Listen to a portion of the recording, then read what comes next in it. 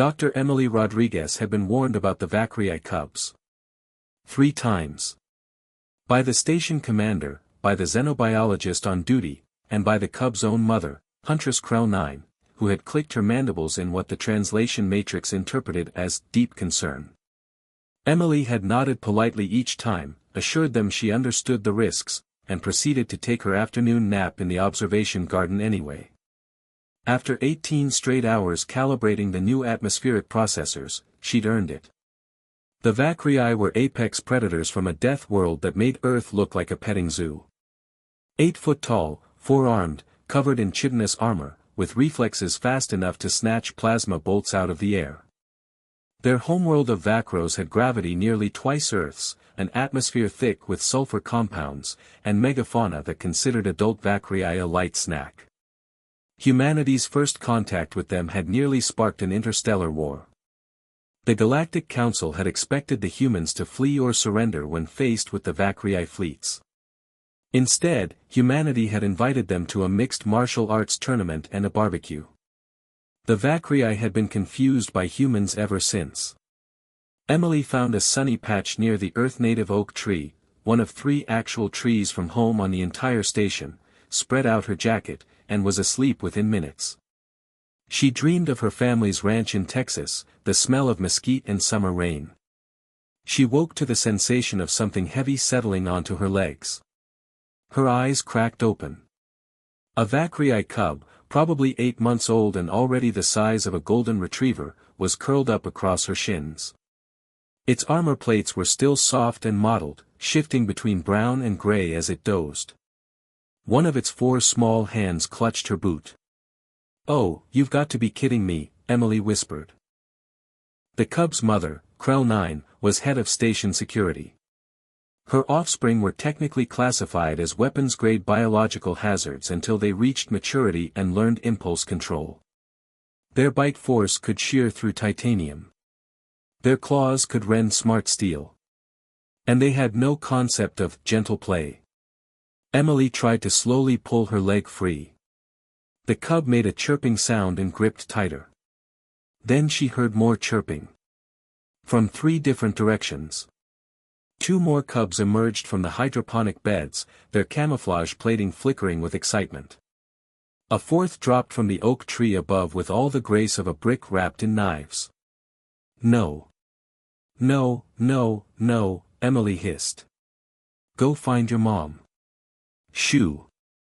I'm not." The first cub climbed up her torso. The second flopped across her chest. The third curled up on her stomach. The 4th decided her face looked like an excellent pillow and settled its considerable weight across her head and shoulders. Emily couldn't move. At all. She was pinned under roughly 400 pounds of the galaxy's most dangerous infants. She tried to call out, but the cub on her chest shifted and her voice came out as a wheeze. The cubs began purring, a sound like rocks grinding in a cement mixer. They were warm.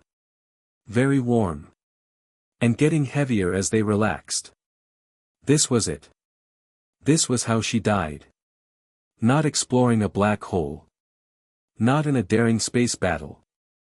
Crushed under a pile of alien murder puppies who thought she was a bed. 20 minutes later, Huntress Krell 9 entered the garden with 3 other Vacrii warriors. They stopped dead at the sight. Emily managed to turn her head just enough to make eye contact. "Help," she mouthed. Krell 9's mandibles clicked rapidly, the Vacrii equivalent of laughter. She approached carefully, and Emily heard her speaking into her comm, "This is Huntress Krell 9. I need you to see something. Bring recording equipment." "What?" "No. Get them off me." Emily gasped. Within minutes, half the station's crew had crowded into the garden. Humans, Vacrii, even a few of the crystalline Shen, who rarely left their cold quarters. Commander Jackson, a broad-shouldered man from Detroit, was grinning ear to ear. "Doc, I told you about the cubs." "I hate you all," Emily wheezed. "This is unprecedented," one of the Vacrii warriors rumbled. "The cubs have never shown this behavior toward other species." They view most aliens as threats. Or food. Human Dr. Emily has strong heat signature, Krell 9 observed, her large eyes whirring as they focused. Soft surface. Steady heartbeat. She emits calming pheromones. I emit help me pheromones. Emily protested. One of the cubs yawned, revealing rows of needle-sharp teeth, and snuggled deeper into her side. Krell 9 knelt beside Emily, her massive frame blocking out the light. My offspring have chosen you as pack. This is highest honor among Vacrii. They trust you with their lives during most vulnerable state. That's great. Fantastic. Can you maybe honor me by removing them? If I do, they will be distressed. May bite me. May bite you. Better to wait until they wake naturally.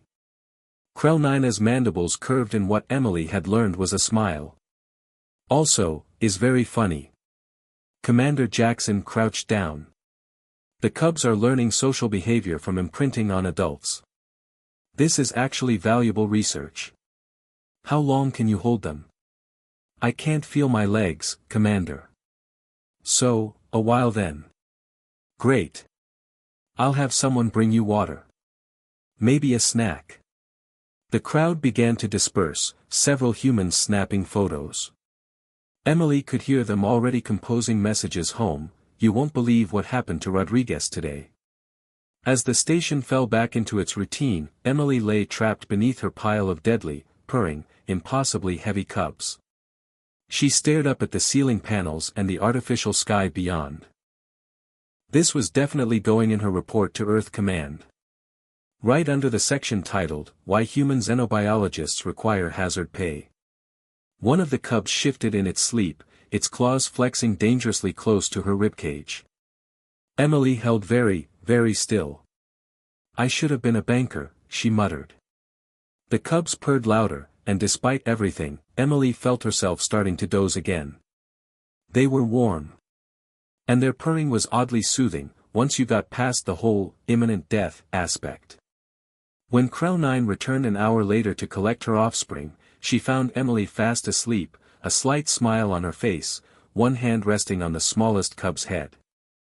The huntress took several photos. For diplomatic records, of course. And perhaps to send to the Vacrii homeworld, where the idea of a human peacefully sleeping beneath a pile of cubs would either start a war or cement the alliance forever. Knowing humans, Krell 9 thought, probably both.